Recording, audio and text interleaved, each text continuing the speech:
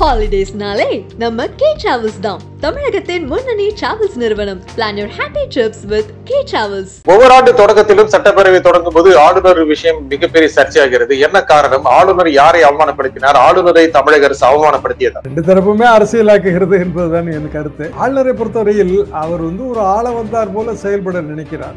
அது அவருடைய பிரச்சனை. உதாரணமாக தமிழ்த்தாய் வாழ்த்து, தேசிய கீதம் முடிவில் இது நீண்ட காலமாக கடைபிடிக்கப்பட வருகிற மரபு. அதுவும் அவையிலிருந்து அவர் ஒரே வாசிக்காமல் மாளிகைக்கு ராஜ்பவனுக்கு திரும்பிய பிறகு ஒரு ட்வீட் மூலமாக இந்த பிரச்சனையை சொல்றாரு. அந்த ட்வீட் கூட முதல்ல போட்ட ட்வீட்டோட வார்த்தைகள் சரியில்லைன்னு அதை டெலீட் பண்ணிட்டு வேற ட்வீட் போட்டு சொல்றாரு.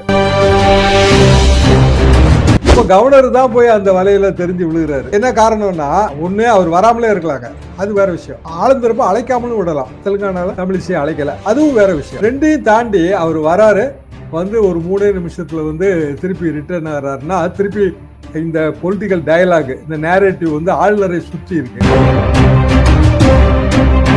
ஆர்.என். ரவி எதை பிரதிநிதித்துவப்படுத்துகிறார்? அவர் ஒரு மேட்டுக்குடி சிந்தனையை பிரதிநிதித்துவப்படுத்துகிறார். அவர் பூமிகர் வகுப்பை சேர்ந்தவர். அது மேட்டுக்குடி இங்க இருக்கிற பிராமணர்கள் மாதிரி தாங்க. அவங்க எப்போதுமே இப்படிதான், இந்த மாதிரியான சிந்தனைகள் தான் இருப்பாங்க. துண்டெடுத்து மேல போட்டுக்கிறதே அவங்க விரும்புறது இல்ல. நீங்க துண்டெடுத்து இடுப்புல கட்டணும்னு எதிர்பார்க்கறாங்க. இவ்வளவு வருஷம் கழிச்சும் துண்டெடுத்து இடுப்புல கட்டணும்னு எதிர்பார்க்கறாங்க. இதுதான் அவங்களோட மைண்ட் செட். இதுதாங்க. அது பீகாருக்கு போய் அவர் அந்த மைண்ட் செட்டை காட்டிக்க வேண்டியதான். தமிழ்நாட்டில் அப்படி காட்டினா இங்க எடுபடாது. அவர் அவரு ஒரு செரிமோனியல் ஹெட், அவ்வளவுதான். அலங்கார தலைவர், தன்னிச்சையான எதுவுமே கிடையாது.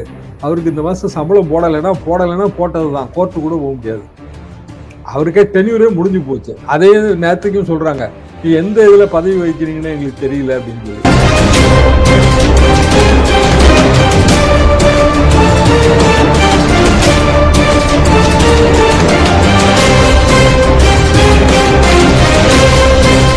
Agayam Tamil has the highest viewership in India, USA, UK, Dubai, UAE, Saudi, Malaysia, Singapore, Norway, Sweden, Switzerland and Denmark. Join us and take your business to the world. வணக்கம் ஆகாயம் நண்பர்களே. ஆளுநரை தமிழக அரசு அவமானப்படுத்தியதா? ஆளுநர் தமிழ் தாய் வாழ்த்தை அவமானப்படுத்தினாரா? இதை பற்றி பேசுவதற்காக மூத்த பத்திரிகையாளர் திரு தராசு ஷாம் நம்முடன் இணைகிறார். வணக்கம் திரு ஷாம். வணக்கம் நிஜாங்க. ஒவ்வொரு ஆண்டு தொடக்கத்திலும் சட்டப்பேரவை தொடங்கும் போது ஆளுநர் விஷயம் மிகப்பெரிய சர்ச்சையாகிறது. என்ன காரணம்? ஆளுநர் யாரை அவமானப்படுத்தினார்? ஆளுநரை தமிழக அரசு அவமானப்படுத்தியதா? ரெண்டு தரப்புமே அரசியலாக்குகிறது என்பதுதான் என் கருத்து. ஆளுநரை பொறுத்தவரையில் அவர் ஒரு ஆள வந்தார் போல செயல்பட நினைக்கிறார். அது அவருடைய பிரச்சனை.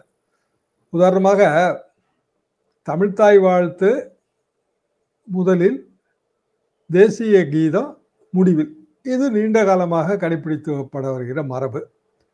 இன்னும் சொல்லப்படாது, இந்த மாநில கீதம் என்பதை முதலில் கொண்டு வந்தது தமிழ்நாடு தான். நம்ம கான்ஸ்டியூஷன் எழுதும் போது தேசிய கீதம் மட்டும்தான் இருந்துச்சு. தேசிய கீதத்துக்கு மட்டும்தான் கான்ஸ்டியூஷன்ல ஒரு வரையறை வகுத்திருக்கிறாங்க. எந்த மாநில கீதத்துக்கும் கிடையாது. என்ன காரணம்னா, அப்ப மாநில கீதங்கள் கிடையாது. அவ 67 அண்ணா காலத்துல மாநில கீதம் வேணும். அதுக்கு முன்பே பல கோரிக்கைகள் இருந்தது. கரந்தை தமிழ் சங்கத்திலேயே இந்த கோரிக்கை இருந்தது. இப்ப நம்ம பாடுகிற இந்த தமிழ் தாய் வாழ்த்தோட முழு வெர்ஷனை வைக்கணும்னு. அப்புறம் அண்ணா காலத்துல தமிழ் தாய் வாழ்த்தாக இப்ப நம்ம பாடுற பாடலை வைக்கலாங்கிற ப்ரொபோசல் வரும்போது கலைஞர் காலம் வருது. அதுல ஆரியம் போல் வழக்குழிந்துங்கிற வார்த்தை வருது. அது இன்னொரு மொழியை வழக்குழிந்ததாக நம்ம சொல்ல வேண்டாம்னு சொல்லி அந்த ட்ரங்கேட்டட் வெர்ஷன், சுருக்கப்பட்ட இப்போது நாம் பாடுகிற வரிகள். அதுக்கு பிறகு 91 காலகட்டத்தில் ஒரு ஜிஓவே போட்டாச்சு. அதாவது அசம்பிளி ப்ரொசீடிங் என்றால் முதலில் தமிழ் தாய் வாழ்த்து, ஆளுநர் உரைக்கு முதல்ல ஆளுநர் உரை தொடங்கப்படும் போது, ஆளுநர் உரை நிறைவு செய்யும் போது தேசிய கீதம். இது 91 இருந்து நம்ம கடைபிடித்து வருகிற மரபு. இது எதுல இருந்து வருதுன்னா, ஹவுஸோட ரூல்ஸ்ல இருந்து வருது. அப்போ ஒரு ஆளுநர், இந்த ஆளுநருக்கு எதெல்லாம் ஆளுநரை கட்டுப்படுத்தும்? கண்டிப்பா கான்ஸ்டியூஷன் கட்டுப்படுத்தும். அது அனைவரும் மிக எளிதாக சொல்லிடலாம். அதற்கு அடுத்தது என்ன அப்படின்னா ரூல்ஸ் தான், விதிகள். அப்ப விதிகள்னா தமிழ்நாடுன்னு வரும்போது தமிழ்நாடு அசம்பிளி ரூல்ஸ், கர்நாடகான்னு வந்தா கர்நாடகா அசம்பிளி ரூல்ஸ். அப்ப அந்த அசம்பிளி என்ன விதிகளை வகுக்குதோ அதுதான் விதி, வேற வழி கிடையாது. அப்ப ஆளுநர் நான் வரும்போது, நான் என்னோட உரையின் துவக்கத்தில் தேசிய கீதம், முடிவிலும் தேசிய கீதம் என்கிற ஒரு நிலைப்பாட்டை எடுத்தால் அவர் அதை கடிதம் மூலமாக தெரிவித்திருக்கிறார். கடிதம் மூலமாக அது மறுக்கப்பட்டு விட்டது. அதோட பிரச்சனையே முடிஞ்சிருச்சு. ஏன்னா இதுதாங்க எங்க மரபு, காரணம் என்னென்ன ரூல்ஸ் என்ற கடிதம் மூலமாக மறுக்கப்பட்டு விட்டது. அது நேற்று பேரவைத் தலைவர் அவர் சொல்றாரு. அதாவது போன வருஷமே முடிஞ்சு போன ஒரு பிரச்சனை. அப்ப இந்த வருஷம் அவர் உரையாற்ற வரும்போதே அவருக்கு தெரியும்ல, கண்டிப்பாக வந்து தமிழ் தாய் வாழ்த்து தான் முதல்ல பாடுவாங்க, தேசிய கீதம் முடிவுல தான் பாடுவாங்கன்னு அவருக்கு தெரியும்ல.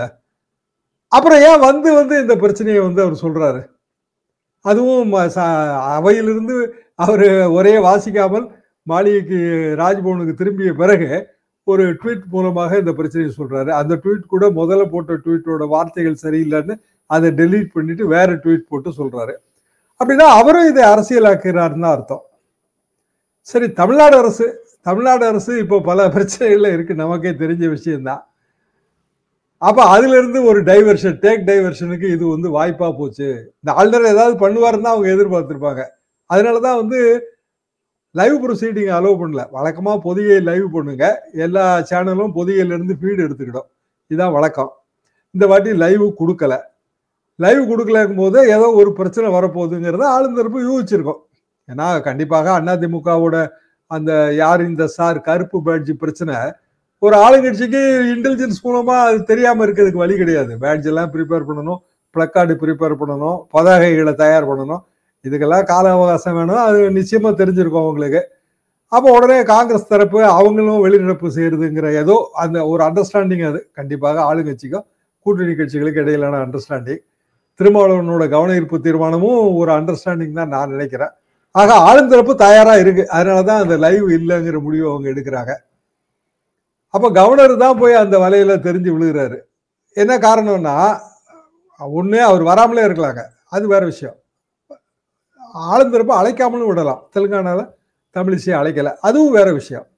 ரெண்டையும் தாண்டி அவர் வராரு, வந்து ஒரு 3 நிமிஷத்துல வந்து திருப்பி ரிட்டர்ன் ஆகிறாருன்னா, திருப்பி இந்த பொலிட்டிக்கல் டயலாக், இந்த நேரேட்டிவ் வந்து ஆளுநரை சுற்றி இருக்கு.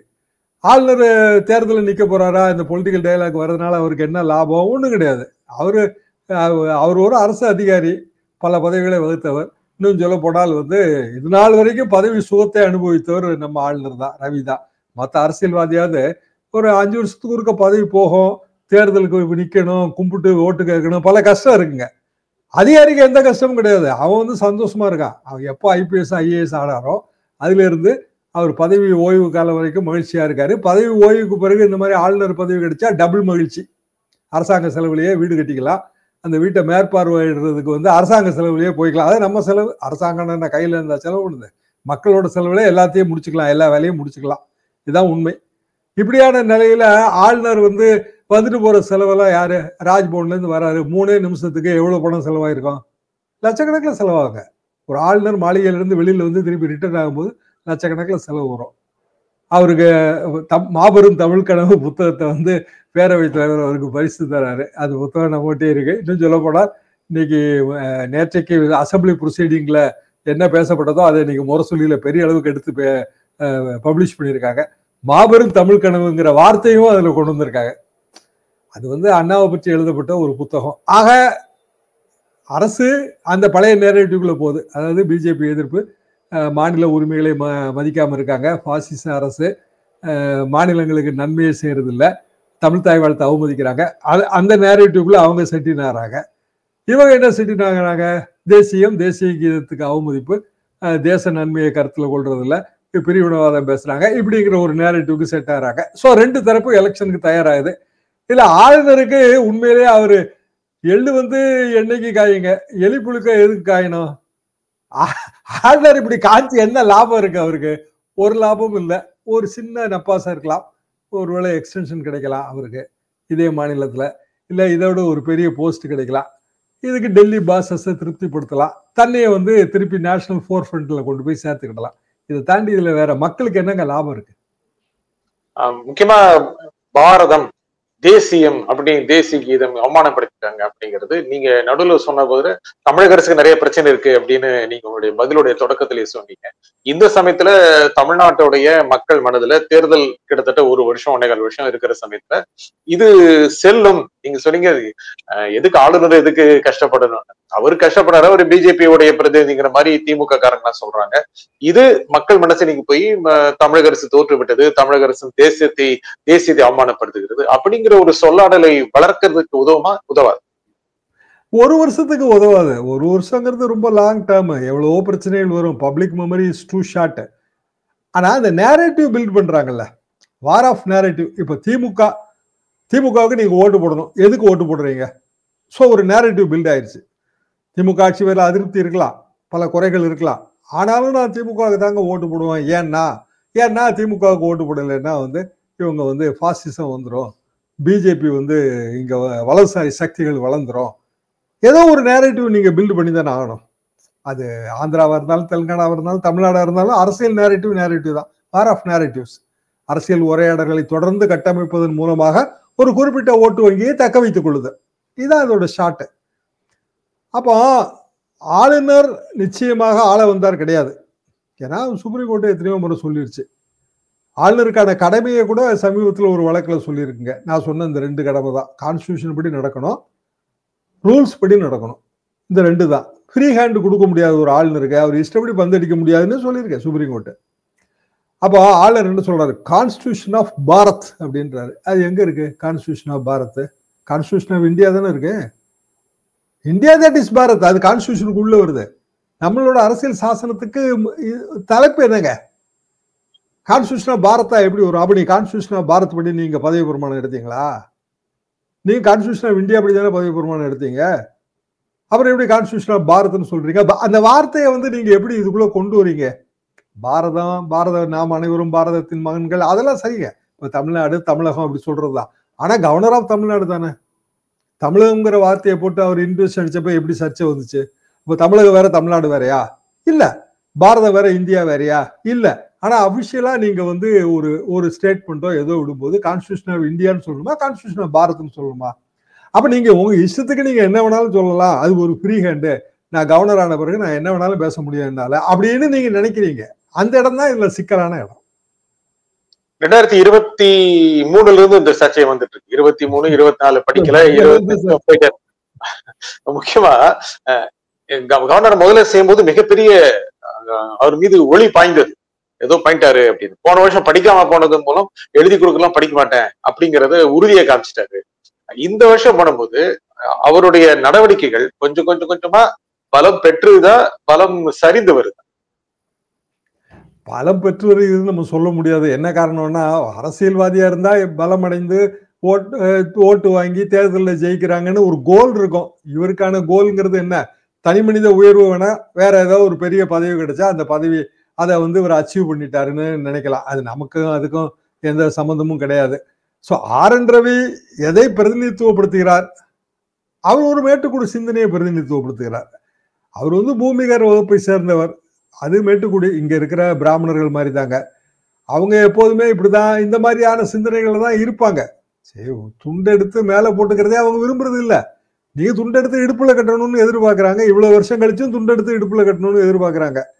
இதுதான் அவங்களோட மைண்ட் செட். இதுதாங்க. அது பீகாருக்கு போய் அவர் அந்த மைண்ட் செட்டை காட்டிக்க வேண்டியதுதான்.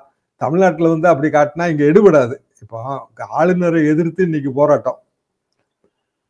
அது ஒரு வகையில பார்த்தா நல்லது இல்லை. என்ன காரணம்னா, மக்கள் பிரச்சனைகளை திசை திருப்பிடுவாங்க. அதுல ஒரு ஆளுநரை எதிர்த்து போராட்டம் பண்ணி போராட்டம் வெற்றி அடைந்தாலும் என்ன பயன்? ஆளுங்கட்சி போராட்டம் நடத்துது, எதிர்கட்சி போராட்டம் நடத்தும் போது ஆளுங்கட்சி உடனே அனுமதி கொடுத்துருதா? அதுதானே சிபிஎம் சார்பாக அவர் இப்போ பதவியிலிருந்து விலகி இருக்கிற கேபி அவர்கள் என்ன சொன்னார்கள்? அறிவிக்கப்படாத எமர்ஜென்சினாங்க. உடனே உங்களுக்கு கோபம் வந்துருச்சு சுருக்குன்னு. என்னன்னா, அந்த எமர்ஜென்சில பாதிக்கப்படுது திமுக அரசு. ஆட்சி இழந்திருக்காங்க. எமர்ஜென்சியை கம்பேர் பண்ண உடனே கடுப்பாயிட்டாங்க. ஆனா அவரு பதவிக்காலம் முடிஞ்சு போச்சு. அடுத்த ஆள் பதவிக்கு வர போறாரு. அதை அப்படியே இஷ்யூ ஆக்காம தவிர்த்திருக்கலாம். அவரு எமர்ஜென்சியை கம்பேர் பண்ண வேண்டியது இல்லை. ஏன்னா எமர்ஜென்சி அவர் கம்பேர் பண்ணோம்னா ஆளுநரும் கம்பேர் பண்றாரு பாருங்க. நேற்றைக்கு நீங்க ப்ராப்பரா அன்எடிட்டட் போர்ஷன்ஸ் எல்லாம் ரிலீஸே பண்ணல. வெட்டியும் ஒட்டியும் சுருக்கப்பட்ட பகுதிகள் தான் பிரஸுக்கும் மற்றவங்களுக்கும் வந்துச்சு. இது அவசர நிலை மாதிரி. ஒரு அவசர நிலை தமிழ்நாட்டில் இருக்குன்னு ஆளுநர் சொல்றாரு. அது எப்படி சொல்ல முடியும்? எதிர்கட்சி தலைவர் சொல்றது அது ஓகேங்க, அது அவரோட கருத்து. அதை எதிர்க்கிறாங்க, அல்ல ஆதரிக்கிறாங்க, அது வேற விஷயம். ஆளுநர் தான் நிர்வாகத்தோட தலைவர். அப்ப ஆளுநருக்கே தெரியாம எமர்ஜென்சி நிலை இங்கு வர்ற அளவுக்கு இருக்கா? அப்ப நீங்க என்ன ஐடியால இதெல்லாம் பேசுறீங்க? ஆர்.என். ரவியோட பழைய வரலாறுல அவர் நாகாலாந்துலயும் இதைத்தான் செஞ்சுட்டு இருந்தாரு. இதே மாதிரி இதே கான்ட்ரவர்சி இருக்கு.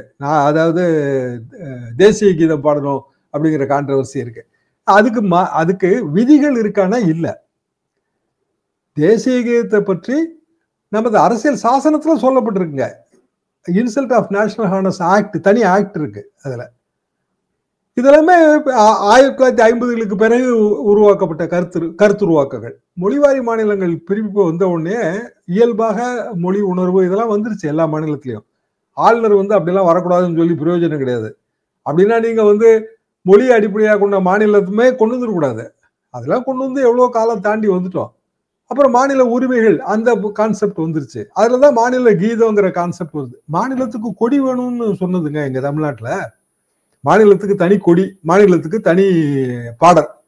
இதை வச்சுட்டு போகும்போதுதான் இந்திரா காந்தி அம்மா ஒரு காம்ப்ரமைஸ் மாதிரி மாநிலத்துக்குன்னு தனி கொடி வேண்டாம், அதுக்கு பதிலா சுதந்திர தினத்தன்னைக்கு கொடியேற்றுற உரிமையை மாநில முதல்வர்கள் கொடுக்கலாம். அப்படிதான் முதல்ல கலைஞர் கொடியேற்றினாரு. ஸோ சென்ட்ரல் கவர்மெண்ட் ஏதோ ஒரு இடத்துல அதுல காம்ப்ரமைஸ் பண்ணிச்சு. மாநிலங்கள் இதா இருக்கணும், ஒற்றுமையா இருக்கணும், இல்ல இப்ப இந்த மாதிரியான உணர்வுகள் வரக்கூடாதுன்னு காம்ப்ரமைஸ் பண்ணிச்சு. இப்ப ஆளுநர் எந்த இடத்துக்கு போறாரு அப்படின்னா, திருப்பி அவர் பிஜேபி அப்பாயின்மெண்டா இருக்கலாங்க. எல்லா மாநில ஆளுநர்களும் ஏதாவது ஒரு வகையில மத்திய அரசோட அப்பாயின்மெண்ட் தான். அப்ப இவருக்கு முன்னாடி இருந்த அப்பாயிண்டட் கவர்னர்ஸ அவரு ஒரு வகையில அவமானப்படுத்துறாரு. எப்படின்னா, நான் தாங்க இந்த பிரச்சனையை கண்டுபிடிச்சேன், முதல்ல தேசிய கீதம், இறுதியிலும் தேசிய கீதங்கிற பிரச்சனை நான் ஒருத்தன் தான் கண்டுபிடிச்சேன். இதுக்கு முன்னாடி பதவியில் இருந்த ஆளுநர்கள்லாம் வெட்டி அவங்க எதையுமே கண்டுபிடிக்கல. எத்தனை பேர் இருந்தாங்க? பன்வாரிலால் புரோஹித்ல இருந்து பெரிய அலெக்சாண்டர்ல இருந்து எவ்வளவு பேர் பெரிய பெரிய ஆளுங்க இருந்தாங்களா. 1969 70க்கு பிறகு 70ல மாநில கீத கான்செப்ட் வருது. 67 அண்ணா, 69 மறைவு, 69ல அது மீண்டும் கருத்துருவாக்கம் வந்தது. 69 70 இதான் இந்த கான்செப்ட் வந்த காலகட்டம். 91 அபிஷியல் ஆயிடுச்சு. அப்போ அபிஷியல் அதுக்கு முன்பே பாடப்பட்டு விட்டதுங்க. அதாவது எல்லா அரசு ஃபங்க்ஷன்லயும் முதல்ல நம்ம என்ன பாடுறோம் அப்படின்னா தமிழ் தாய் வாழ்த்து பாடுறோம், நிறைவுல தேசிய கீதம் பாடுறோம். ஸோ இது எத்தனையோ வருஷமா இருக்கு தமிழ்நாட்டில், எத்தனையோ வருஷமா இருக்கு. பச்சை பிள்ளை கூட தெரியும், பன்வாரிலால் புரோஹித்துக்கும் தெரியும், அலெக்சாண்டருக்கும் தெரியும். எத்தனையோ ஆளுநர்கள் இங்க இருந்தாங்க. அவர்களெல்லாம் விட ரவி அறிவிலும் ஆற்றலிலும் உயர்ந்தவரானா அதுதான் மேட்டுக்குடி சிந்தனைன்னு நான் சொல்றேன். எனக்கு எல்லாம் தெரியும், உனக்கு ஒண்ணும் தெரியாதுன்னு சொல்றது மேட்டுக்குடி சிந்தனை. அப்போ இந்த மேட்டுக்குடி சிந்தனையெல்லாம் ஏத்துதான் தமிழ்நாடே இருக்கு காலங்காலமா. தென்னகமே அப்படிதான். அப்ப இதுல எலக்டோரல் அட்வான்டேஜ் என்ன இருக்கு? அப்போ இவர் யாரை வளர்க்கணும்னு நினைக்கிறார்? பிஜேபி. ரைட்டு, வளர்த்துக்குங்க, சந்தோஷம். வளருமா? இப்படியான ஒரு கான்செப்ட் எடுத்தா ஒரு மாநிலத்தோட உணர்வுகளுக்கும் மாநில பண்பாட்டுக்கும் எதிரான ஒரு வகையான கருத்துருவாக்கத்தை உருவாக்க முயற்சிக்கும் போது ஆட்சி மேல இருக்க அதிருப்தி எல்லாம் டைவர்ட் ஆகி அந்த பக்கம் தான் மக்கள் போய் சேருவாங்க. நிச்சயமா அதிமுக சொல்றாங்களே ஆளுநரை பேச விடாம திட்டமிட்டு செஞ்சுட்டாங்க அப்படின்னு. இவங்க ஏன் பலியாகிறாங்க? அவங்க திட்டமிட்டாங்கன்னா நீங்க ஏன் பலியாகிறீங்கன்னு கேக்குறேன். ஆளுங்கட்சி திட்டமிடுங்க, அவங்களுக்கு பல பிரச்சனை. அப்ப அவங்களோட பிரச்சனையை தீர்க்கிறதுக்கான ஷார்ட்டான வழி. ஒரு ராஜா ஒரு நகர் சோதனைக்கு போகும்போது, மந்திரி நகர் சோதனைக்கு போகும்போது மக்கள்லாம் ஒரே மனக்குறையா இருக்காங்க, இது சரியில்லை அது சரியில்லைன்னு சொல்லி ராஜாட்ட ரெப்ரசன்ட் பண்றாரு. ராஜா ஈஸியான ஒரு சொல்யூஷன் கண்டுபிடிக்கிறாரு. நாளைக்கு நைட்டு 12 மணிக்கு மரத்து மேல ஏறி நின்று ஓன்னு சத்தம் போடுங்க, மறுநாள்லாம் மக்கள் வேற எதை பேசுவாங்க. அதே மாதிரி மந்திரி செய்யறாரு. நெக்ஸ்ட் டே போய் பார்த்தா ராத்திரி பூரா ஒரே பேய் கூச்சலுங்க, மரத்துல எல்லாம் பேய்களா உட்காந்து கூச்சல் போட்டுட்டு இருக்கு. டைவர்ட் ஆயிடுறாங்க. சோத்துக்கு வழி இல்லை, ஸ்டீக்கடை பெஞ்சில் உட்காந்து அரசியல் பேசிட்டு இருப்பாங்க. வறுமை, வேலை இல்லை, ஆனா டைவர்ட் ஆயிடுவாங்க. அப்ப டைவர்ஷனை கொடுக்கணும்னு நினைக்கிறது ஆளுங்கட்சி. மோடியும் டைவர்ட் பண்ணுவாரு, ஏகப்பட்ட விஷயம் நீங்க பாத்தீங்கன்னா டைவர்ட் பண்ணுவாரு. காங்கிரஸ் கட்சி திடீர்னு அவங்களுக்கு கான்ஸ்டியூஷன் பேர்ல பற்று வந்துடும், அம்பேத்கர் பேர்ல பற்று வந்துடும், டைவர்ட் பண்ணுவாங்க. ஆனா டைவர்ஷனுக்கு ஆட்படாம அரசியல் பண்ண வேண்டியது எதிர்கட்சியோட வேலை. அப்போ நேற்றைக்கு யார் அந்த பதாகையை காட்டியாச்சு, வெளிநடப்பு பண்ணியாச்சு. எங்க காலத்து வெளிநடப்பு எப்படின்னா 5 மினிட்ஸ் வாக் அவுட் தான், அடையாள வாக் அவுட் தான். வெளியில போயிட்டு எதிர்ப்பை பதிவு பண்ணிட்டு திருப்பி உள்ள வந்துருவாங்க. இங்க வெளியில போனா அப்படியே கார் எடுத்துட்டு வீட்டுக்கு போய் சேர்ந்துறாங்க, அன்னைக்கு படுத்துருவாங்க போல இருக்கு. அப்ப வெளிநடப்பு தொடர்ந்து பண்ணுவதே ஒரு பாராளுமன்ற ஜனநாயகத்துல சரியில்லை. தொடர்ந்து அவையை முடக்குவது சரியில்லை. இப்ப காங்கிரஸ் கட்சி தொடர்ந்து முடக்கிறது சரி கிடையாது. அப்ப எப்போ எங்க பிரச்சனையை பேச போறீங்க நீங்க? ஜனங்க இதெல்லாம் வெறுப்பா பாக்குறாங்கல்ல. ஒரு அவை நடக்கிறதுக்கு அந்த காலத்துல 8,400 ரூபாய் டெய்லி செலவாகுதுன்னு எம்ஜிஆர் வந்து ஒரு புள்ளி வரும் அவையிலே தான் சொல்றாரு. ரொம்ப பொறுப்பா நடந்துக்குங்க. ஒரு அவையை நடத்துறதுக்கு 70கள்ல 8,000 ரூபாய் டெய்லி செலவாகுது. இன்னைக்கு எவ்வளவு ஆகுன்னு யோசிச்சு பார்த்துங்க. அப்போ அவை வந்து ஒரு ப்ரொடக்டிவா இருக்கணும், மக்கள் பிரச்சனைகளை பேசுற இடமா இருக்கணும் அப்படின்னு அவர் சொல்றாரு. அது 1977லயோ 78லயோ அது சொல்லி நான் பிரசுரம் பண்ண நினைவெல்லாம் இருக்கு. எதுக்காக நான் இதை சொல்றேன்னாங்க, ஆளுங்கட்சி எதிர்கட்சி ரெண்டும் பொறுப்புணர்ந்து செயல்படணும். ஆனா அவங்களுக்கு அரசியல் இருக்கு. சில நேரங்கள்ல இப்போ என்னதான் பொறுப்புணர்ந்து செயல்பட்டாலும் அரசியலுக்காக பல நிலைப்பாடுகள் எடுப்பாங்க. ஆளுநருக்கு என்ன வந்து கிடக்குன்னு நான் கேட்கிறேன். அவர் வந்தது அவரு வந்து ஒரு செரிமோனியல் ஹெட், அவ்வளவுதான், அலங்கார தலைவர். தன்னிச்சையான எதுவுமே கிடையாது. அவருக்கு இந்த மாசம் சம்பளம் போடலைன்னா போட்டதுதான், கோர்ட்டு கூட போக முடியாது. அவருக்கே டென்யூரே முடிஞ்சு போச்சு. அதே நேரத்துக்கும் சொல்றாங்க, நீ எந்த இதுல பதவி வைக்கிறீங்கன்னு எங்களுக்கு தெரியல அப்படின்னு சொல்லி. உண்மையிலே டென்யூர் முடிஞ்சு போச்சு. 5 இயர்ஸ் பீரியட் ஓவர். ஒரே ஒரு வார்த்தை பிரயோகம் தாங்க கான்ஸ்டியூஷன்ல, பிரசிடென்ட் விரும்பும் வரைங்கிற வார்த்தை பிரயோகம் இருக்கிறதுனால இவர் பாட்டுக்கு நீடிச்சுக்கிட்டே இருக்காரு. சம்பளத்தை கட் பண்ணிட வேண்டியதான். ஆர்டர்ல இல்ல, ஆர்டர்ல எதுக்கு சம்பளம் போடணும்? விட்டா சம்பளத்தை கட் பண்ணி வச்சா போதும், இவர் சரியா வந்துருவாருன்னு அப்படிதான் நான் உண்மையிலேயே நினைக்கிறேன். அதாவது ரீகால் கவர்னர், ரைட்டுங்க, கவர்னரை ரீகால் செய்ய வேண்டும். இதே மாதிரி ரீகால் செய்யணும்னு சென்னாரெட்டி அவர்களுக்கு எதிராக ஜெயலலிதா காலத்துல சட்டமன்றத்தில் தீர்மானம் போடுச்சு. என்ன ஆச்சு? 95ன்னு நினைக்கிறேங்க. ரீகால் கவர்னர், அவ்வளவுதான், தீர்மானத்தை போட்டு அனுப்புனா அவங்க சும்மா வச்சிருக்க போறாங்க. எதுக்காக சொல்றேன்னா, அப்படி ரீகால் கேட்டாலும் நம்ம நடக்க போறது இல்லை. சரி, ஆளுநருக்கு எதிராக போராட்டம், இந்த போராட்டத்தை விட பயங்கரமான போராட்டங்களை வந்து அதிமுக காலத்துல சென்னாரெட்டிக்கு எதிராக ஜெயலலிதா காலத்துல நடத்திருக்குங்க. எக்மோர் ஸ்டேஷனே ஆளுநர் ரயில் ஏற வரும்போது முற்றுகை போராட்டம். நாங்களாம் அப்ப அங்க இருக்கோம். நான் ஆளுநர் மாளிகையில பணி புரிஞ்சுட்டு இருக்கேன். ஆளுநர் வந்து மோட்டார் இதுல போறாருங்க. நம்ம இதுக்கு முன்னாடி திண்டிவனத்துக்கு முன்னாடி ஒரு ஊர், அந்த ஊர் பேர் தான் மறந்துட்டேன். அங்க வந்து ஆளுநரை சிறைப்பிடித்துட்டாங்க. அதிமுக சிறைப்பிடித்து சுத்தி காருக்கு வெளியில் நின்று 20 நிமிஷம் 25 நிமிஷம் ஒரு அங்க காருக்குள்ளே தான் இருந்தாரு. அப்புறம் ஒரு எம்எல்ஏ தலைமையில அணிவகுத்து போய், அவர் பேர் தூத்துக்குடி எம்எல்ஏங்க, விபிஆர் ரமேஷ், ஆளுநர் மாளிகையோட கேட்டை பிடிச்சிட்டு தொங்குனாங்க. கேட்டை பிடிச்சி உழுக்குழுக்குன்னு உலுக்கி தொங்குனாங்க.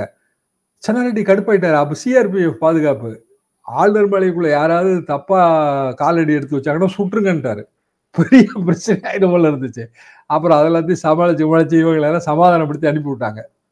எதுக்காக சொல்ல வரேன்னா, ஆளுநருக்கு எதிரான சில உணர்வுகள் கிளப்பப்பட்டால் சில விபரீதங்களும் விளைஞ்சிடும் அதுல. அப்போ 2 தரப்பும் அவங்க கடமையை உணரணும். அவங்க கடமைன்னு நான் நினைக்கிறது என்னன்னா, மக்களுக்கு வந்து ஏதாவது நன்மை செய்யறது, பீப்புள் ரெஸ்பான்சிவா இருக்கிறது, இதுதான் உண்மையான கடமை. அது 2 தரப்பும் செய்ய மறுக்குது. இந்த நிகழ்ச்சியில் உங்கள் கருத்துக்களை குறிமிக்காக திரு தராசு ஷியாம் மிக்க நன்றி. மீண்டும் ஒரு நிகழ்ச்சியை சந்திப்போம். நன்றி, வணக்கம். ஹாலிடேஸ்னாலே நம்ம கே டிராவல்ஸ் தான். தமிழகத்தின் முன்னணி டிராவல்ஸ் நிறுவனம். Plan your happy trips with K Travels.